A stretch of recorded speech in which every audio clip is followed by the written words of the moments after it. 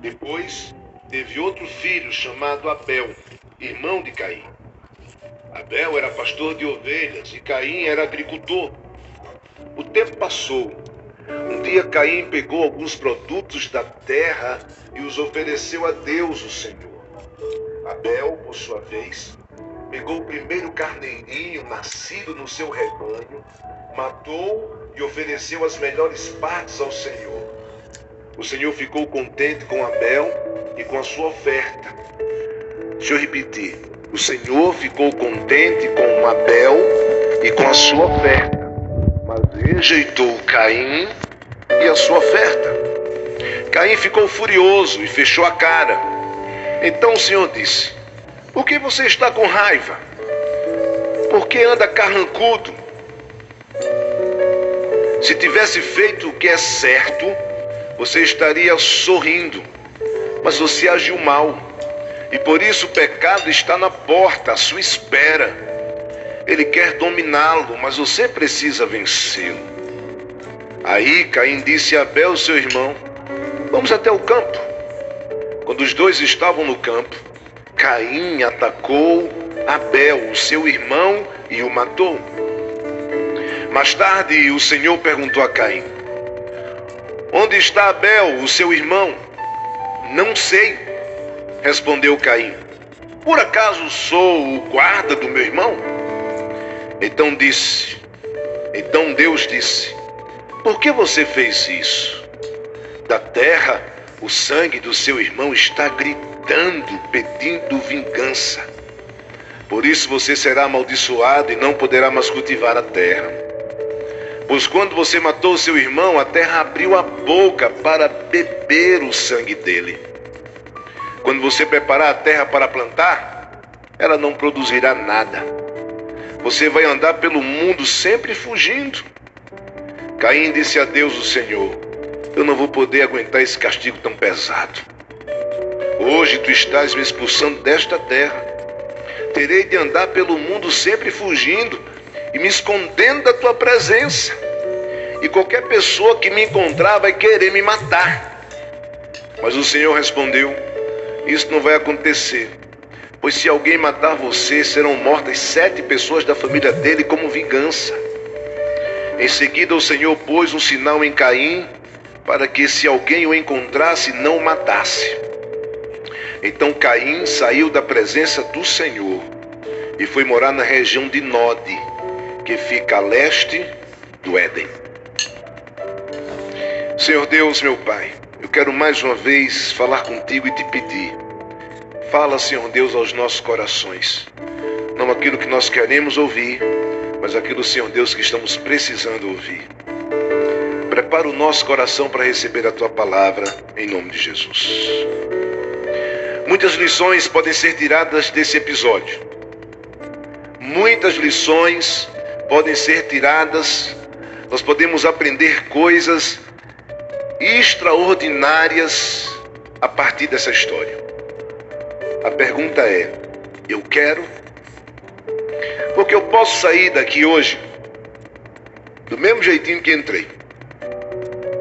Se meu coração estiver sensível à voz de Deus, nós sairemos daqui totalmente diferentes. A partir das lições que o Espírito Santo vai nos ensinar a partir de agora. A primeira lição que eu aprendo nessa história é que o nosso maior inimigo está dentro de nós mesmos. O maior inimigo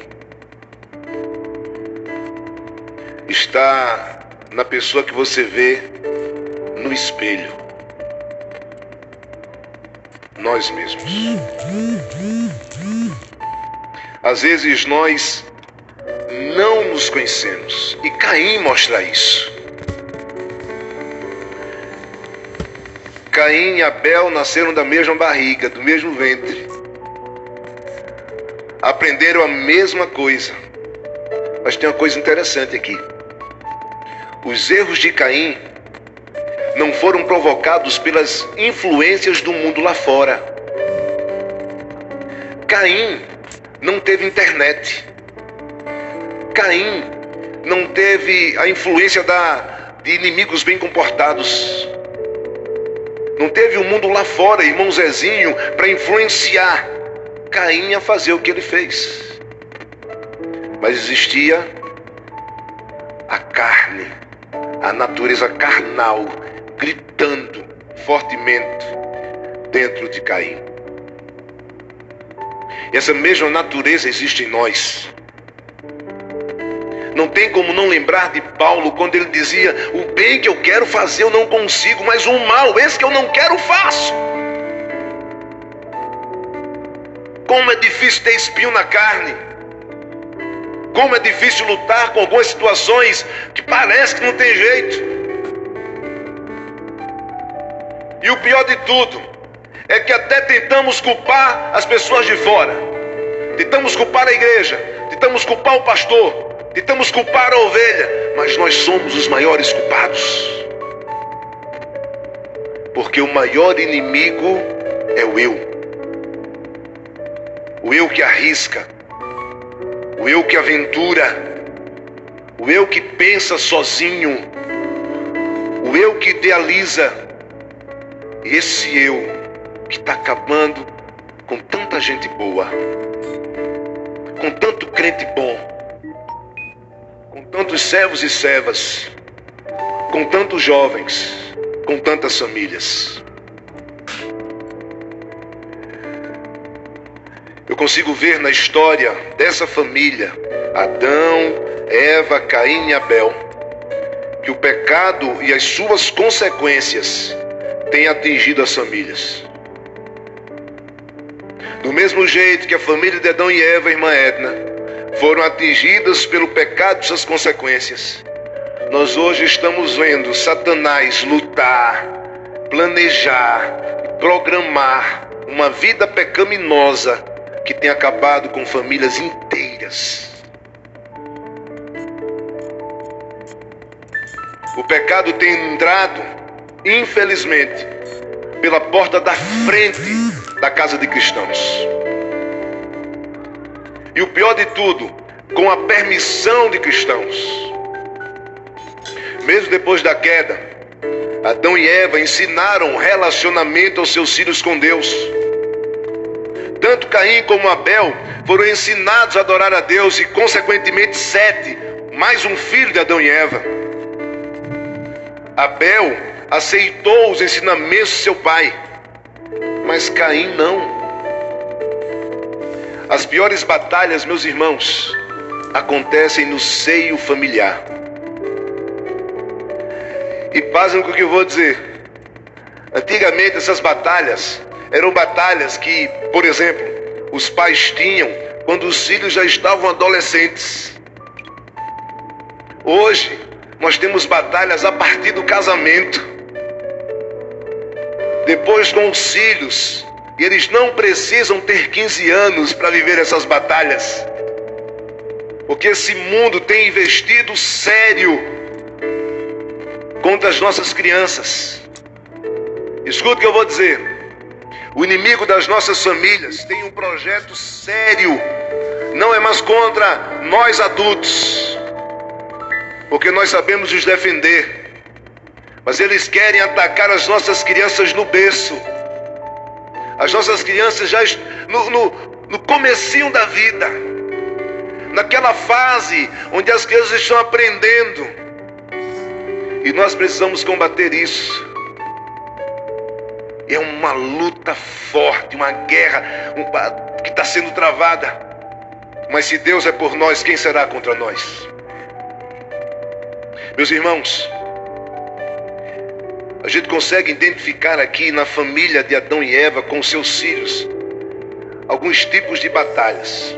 Uma delas é a batalha da tristeza pela felicidade do outro. Como assim, pastor? Exatamente isso. Você viu a história. Deus se agrada de Abel e da sua oferta. Deus, ele não se agrada de Caim e da sua oferta. Caim, ele se entristeceu com a vitória do seu irmão. Isso se chama inveja. A inveja é bem diferente do ciúme. O ciumento, ele quer ser igual ou quer o que o outro tem. O invejoso não. O invejoso não se sente feliz com o que o outro tem. Na verdade, o invejoso não quer que o outro tenha nada. Dentro de uma família, o irmão com inveja do outro. Isso me lembra uma história que vocês já ouviram aqui, eu só quero lembrar. Aquela historinha da cobra e do vagalume. A cobra começa a perseguir o vagalume. E começa a perseguir. O vagalume começa a voar e a cobra perseguindo. E começa aquela... E de repente o vagalume cansa. Aí a cobra chega pro vagalume e diz assim: agora eu vou lhe devorar. Então o vagalume olha para a cobra e diz: já que você vai fazer isso, eu posso pelo menos perguntar a você umas coisas? E a cobra diz: não estou muito acostumado a conversar antes de comer, mas eu vou deixar. Pergunte. A primeira pergunta que o vagalume fez à cobra foi: eu te fiz algum mal para você me comer? Então a cobra olha para o vagalume e diz: não, você não me fez nenhum mal.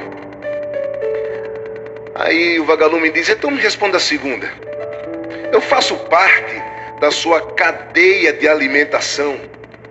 Eu sou um alimento legal para você comer. A cobra olha e diz: não, você nem faz parte da minha cadeia alimentar. Ele faz a terceira pergunta: então, por que você quer me matar? Por que você quer me comer? Então a cobra olha para o vagalume e diz: porque eu não suporto ver você brilhar. Eu não aguento o seu brilho. O seu brilho me incomoda. Inveja dentro da família. Deus não aceitou a minha oferta, não me aceitou. Eu não me alegro com a alegria do meu irmão. Eu quero é matá-lo. O pecado e as suas consequências têm atingido famílias. Diálogos morrendo, relacionamentos morrendo, convívio familiar morrendo. A pessoa de Deus na família não está sendo introduzido por muitos. Os ensinamentos que os nossos filhos às vezes estão aprendendo estão sendo a partir de um celular. As palavras que estão sendo proferidas dentro da nossa casa são palavras pecaminosas. Se nós pudéssemos hoje dar ao nosso filho um papel em branco e uma caneta e pedíssemos para ele escrever quais são as palavras que você mais escuta da minha boca, o que eles iriam escrever? Seriam palavras de maldição, palavras obscenas, palavras que eu não falaria em um púlpito ou no encontro da minha igreja. O pecado está sendo introduzido de forma forte nas famílias e estão entrando, infelizmente, pela porta da frente. Às vezes, no bolso da calça ou na mochila da escola. Eu chego a uma conclusão nessa história. Nós precisamos adorar a Deus. Não há tempo para outra coisa. Nós precisamos adorar a Deus. Pastor Sandro, como é que você consegue ver isso, essa história? Uma história de morte. Eu consigo ver história de adoração aqui também. Escute. Antes de Deus aceitar o nosso culto, Ele precisa aceitar a nossa vida. E conforme o texto sagrado, nós percebemos isso. A palavra diz que Deus se agradou primeiro de quê? De Abel. Você consegue entender isso? A palavra diz assim: Deus primeiro se agradou da vida de Abel e depois da sua oferta.